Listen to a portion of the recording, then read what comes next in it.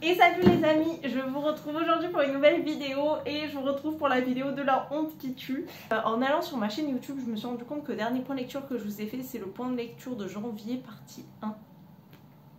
Je sais pas si vous avez imaginé la honte que j'ai, mais je crois que je vous en ai tourné d'autres de points de lecture que je n'ai pas monté. Donc là j'ai décidé de vous parler donc des 5 derniers livres que j'avais lus. Donc c'est mes lectures on va dire de fin août début septembre, commençant bien j'ai envie de dire. On va parler d'un genre dont je ne parle pas beaucoup sur la chaîne et c'est le manga. Et est-ce que vous avez deviné de quel manga c'est? C'est Fairy Tail. Je tiens le manga à l'envers, c'est pas grave, c'est Fairy Tail. Voilà, en fait, je vais vous expliquer tout ça parce que du coup, vous n'êtes même pas au courant. J'ai commencé à lire Fairy Tail au mois de juin, je crois, parce qu'en fait, en librairie, il y avait une promo et les premiers livres, les premiers tomes, les 5 premiers tomes étaient à 3 € chacun. Donc, en fait, je suis allée en librairie, j'ai acheté le tome 1 pour mon copain. Je me suis dit, ouais, bon, pour en gros lui faire un cadeau, patati patata. J'ai lu le tome 1 de Fairy Tail et sauf que j'ai beaucoup aimé, du coup je suis allée m'acheter la suite. Il faut savoir qu'il n'a toujours pas lu le tome 1 de Fairy Tail. D'ailleurs le tome 1 de Fairy Tail qui est dans le sud, alors qu'on est à Orléans là, bref. Du coup là, ces derniers jours, j'ai lu le tome 7, j'avais lu le tome 6 il y a une semaine à peu près. Voilà, j'adore. Le seul souci c'est que les mangas ça coûte quand même assez cher, vu comme un tome coûte 6,99 €, donc c'est pour ça que je les trouve d'occasion. Et le souci c'est que par exemple là j'ai le tome 8 et 11 qui m'attendent, donc le 9 et le 10, c'est le petit souci. Si vous connaissez pas Fairy Tail, je vais quand même vous raconter. Alors, en fait Fairy Tail c'est l'histoire d'une ligue donc qui a des pouvoirs magiques, c'est des magiciens. Et en fait on va suivre l'histoire principale. Les personnages principaux en fait sont Lucy, qui est une jeune magicienne qui a la magie en fait à partir de clés. Natsu qui a la magie du dragon, donc il peut faire des trucs avec le feu et tout, et Happy qui est un chat qui vole, en gros. Bref, en gros on va les suivre dans toutes leurs aventures, etc. Donc avec la guilde. Donc en vrai je dis Natsu, Happy, Lucy, mais il y a souvent Grey qui revient, il y a souvent Erza aussi qui revient, Marie-Jeanne, bref, plein de personnages juste super et j'adore. Voilà, je vous ai pas dit l'auteur, c'est Hiro Mashima. En plus ça va pour une fois, il est pour auteur japonais. Et c'est édité chez Pika. Alors ensuite je voulais vous parler d'une de mes dernières lectures qui était aussi ma première lecture pour le Pumpkin Return Challenge. C'est sur Sorcière, le tome 1 donc de Jessica Spotswood, publié chez Nathan. Alors ce livre raconte l'histoire donc de 3 sœurs qui vivent avec leur père, mais il n'est pas vraiment là, dans un genre de château un peu à la Downton Abbey. Oui mais bon, ils sont beaucoup moins domestiques, etc. Sauf que ces 3 sœurs ne sont pas des sœurs banales, elles sont des sorcières. Sauf qu'on est dans une époque où les sorcières sont chassées, persécutées, brûlées, voilà. Et du coup, enfin ce sont des sorcières et du coup elles vont se cacher pour pas qu'on sache, pour pas qu'on les emprisonne, etc. Et du coup la plus grande des sœurs va se sentir responsable donc de ces 2 sœurs, dont une qui a 1 an de moins qu'elle et l'autre est beaucoup plus petite, elle a 5 ans de moins.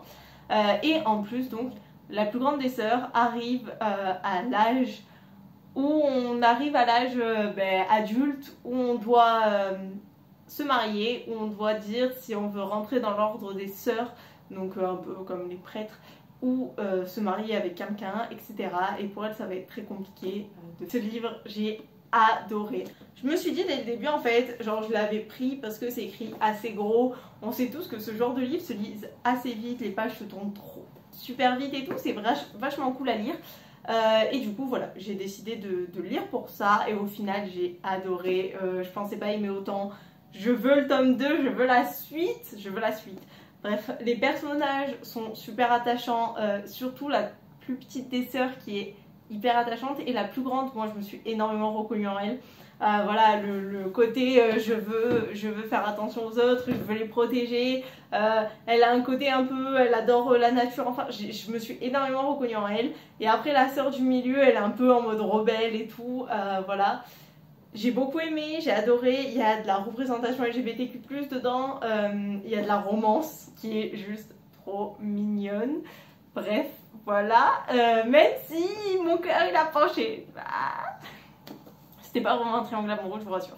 Ensuite, je vais vous parler de ce livre. Donc, c'est La légende de Larry Hoover de Alan Alfredo Gidey. Donc, ce livre, comme vous voyez, parce que le marque-page est là, je ne l'ai pas fini parce que j'ai abandonné. Donc, dans ce livre, on va se retrouver à Brooklyn, donc à New York, dans les années 60. Oui, dans les années 60, parce que ça vient du Vietnam. Donc, on se retrouve à Brooklyn dans les années 60 et on va suivre un personnage qui est noir. Ce livre se vend comme une lutte contre le racisme. Je tiens à le dire. Et en fait, on va se retrouver donc à New York, etc., avec un personnage qui veut lutter contre le racisme, etc. Ça, c'est totalement vrai et c'est totalement beau. Et il va se retrouver embrigadé de force, en gros, dans la guerre du Vietnam. Sauf que rien ne va. Le personnage principal a un frère. Son frère sort avec sa copine, qui est noire aussi, donc qui va étudier, je crois, à Harvard, une grande école américaine. Elle est acceptée, etc. Donc je me suis dit, waouh, on montre un certain féminisme. En fait, pour vous résumer ce livre, nous suivons un personnage principal qui est considéré comme un intelligent, je sais pas, un intellectuel, une personne plus avancée que les autres hommes, juste avec un petit H, parce qu'il ne pense pas tout le temps à se battre et au sexe. Sauf que le monsieur pense quand même à... Voilà, la copine de son frère notamment, mais voilà, mais il ne l'aime pas, hein, parce que il fait des trucs chelous avec une fille sur une piste de danse, après avoir dit ça, bref, c'est bizarre. Ensuite, je vous parle pas du cliché, en fait, ce livre est un cliché des hommes, mais impressionnant. Alors je veux bien, parce que je veux bien, il y a certains passages, par exemple les viols pendant la guerre, je suis d'accord hein, que les soldats par exemple allaient violer des femmes vietnamiennes. Je suis totalement d'accord, oui, vous le décrivez un peu, oui c'est normal, patati patata. Sauf qu'on se retrouve avec des phases entières de sexisme dans ce livre, qui déjà tu te dis mais tous les hommes étaient aussi machos, etc. Non, c'est pas le cas parce qu'au final on est dans les années 60, les personnages ont à peu près 15 ans, 20 ans. Donc ça veut dire qu'ils ont à peu près l'âge de mon grand-père, hein. Enfin, ils sont nés en même temps que mon grand-père. Sachant que c'est un Sicilien, vous voyez le côté macho. Et mon grand-père n'a jamais eu environ 1/100 des pensées machistes, sexistes qu'ils peuvent avoir. Voilà, j'en dis pas plus.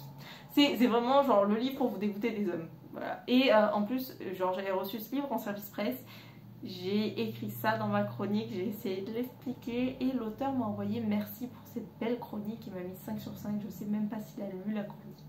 Parce que là... Voilà, mais je voulais quand même vous en parler parce que moi ça m'a énormément dérangé, j'ai abandonné alors que le sujet m'intéressait énormément parce qu'on parlait de racisme, on parlait de lutte pour l'égalité de tous et pas lutte pour l'égalité de tous les hommes avec un petit H. Bref, voilà, je vous le recommande pas. Hein. Ensuite, j'ai lu, pas ce livre parce que comme vous voyez j'étais en train de le lire, j'ai lu le premier livre, comment il s'appelle, 45 jours. C'est le premier tome, ah non c'est Seconde Vie, 45 jours, non c'est pas ça, si c'est ça, non c'est La Dernière Guerre, 45 jours que moi j'ai lu, et Seconde Vie c'est le deuxième tome, voilà, Brenda elle suit, bref, et du coup j'ai lu le premier tome de ce livre, où dedans on va trouver un garçon qui s'appelle Florian, qui va mourir dans un attentat à Paris dans un métro, et il va se retrouver dans un monde un peu d'entre-deux, entre le paradis et l'enfer en gros, mais c'est pas vraiment ça, et en gros il y a un genre d'ange bizarre qui vient le voir et qui lui dit bon ben t'as 45 jours pour décider si tu veux aller dans le Styx ou si tu veux nous rejoindre nous dans notre monde, et sauf que pendant ce temps là il va se promener etc, il va rencontrer d'autres personnes qui disent qu'il ne faut surtout pas suivre ces anges parce qu'ils ne sont pas sympathiques et ils sont méchants, et qu'il faut aller, enfin rester avec eux dans ce monde d'entre-deux. Et en fait dans ce monde d'entre-deux ils peuvent en fait plonger dans le cours de l'histoire, donc le présent comme le passé, le présent comme le passé comme le futur et le présent aussi en fait, et ils vont se retrouver en fait, voilà, et lui il va plonger et il va découvrir plein de choses. Bref. J'ai trouvé ce livre juste passionnant, je veux pas vous en dire trop parce que moi c'est ce que j'ai aimé au final, parce que je suis partie en partant du fait que ça allait être un livre un peu fantastique, un peu dystopique. Le livre est super original. Honnêtement, j'avais jamais lu un livre comme ça. Voilà. Il y a des choses que j'avais pas prévues du tout, j'ai été très surprise. Vous savez que ça n'arrive pas souvent dans les livres. Voilà, j'ai adoré, les personnages sont super bien, il y a tout le monde qui est représenté, tous les pays.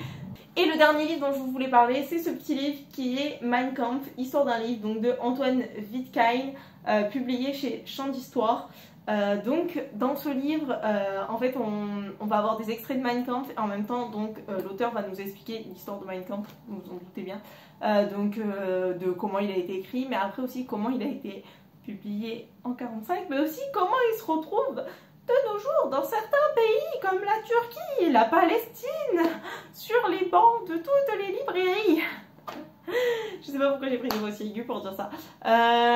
Et donc les idées qui sont développées dedans, le fait que beaucoup de gens, enfin à l'époque, genre dès les années 20, 30, 40, quand ils lisaient Mein Kampf, ils disaient ah oui non, Hitler il est méchant parce que bah il dit des trucs méchants envers les Français et les Anglais.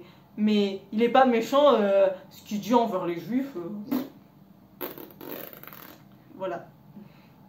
Et maintenant, depuis quelques années, notamment des personnes qui ont participé à l'attentat du 11 septembre, se sont dit s'être appuyées sur un certain livre qui s'appelle Mein Kampf.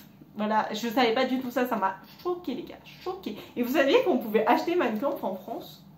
Genre normal, genre en Allemagne t'as pas le droit. Mais en France, t'as le droit, genre, tu peux aller sur internet, le livre coûte 36 € et la version commentée coûte 100 balles par contre.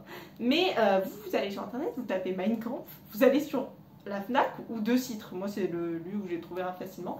Vous avez donc une édition par les nouvelles éditions latines qui, si vous ne le savez pas, par des petites recherches j'ai appris, est une maison d'édition d'extrême droite. Je savais même pas que ça existait frère. Genre je pensais pas qu'il y avait des maisons d'édition d'extrême droite, d'extrême gauche.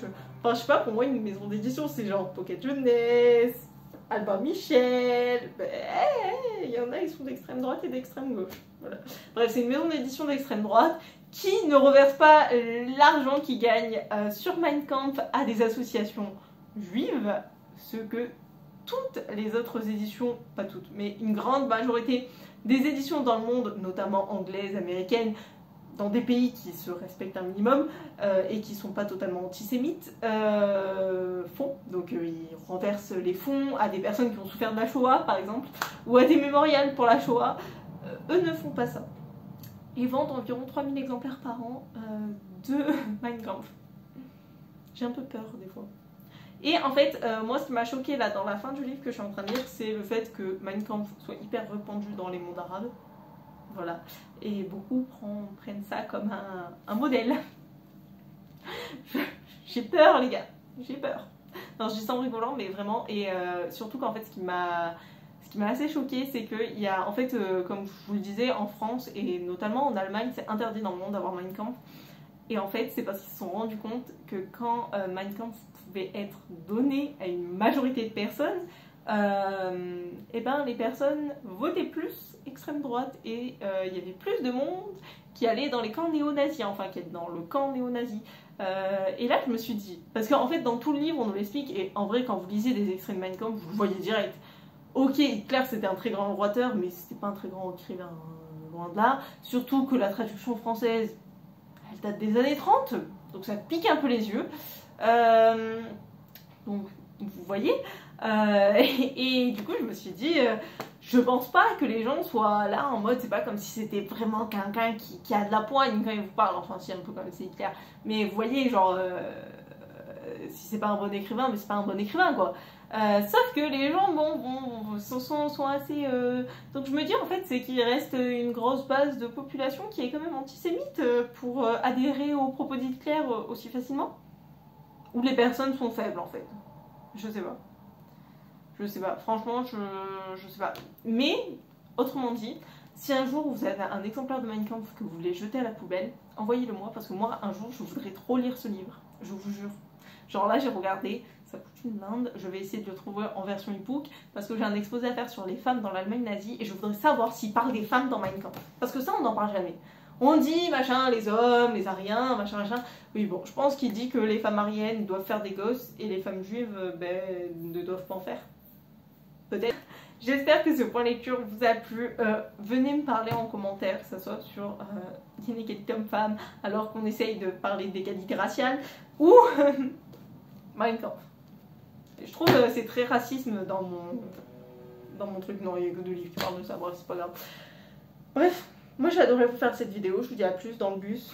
Non, je rigole. Je vous aime, bisous.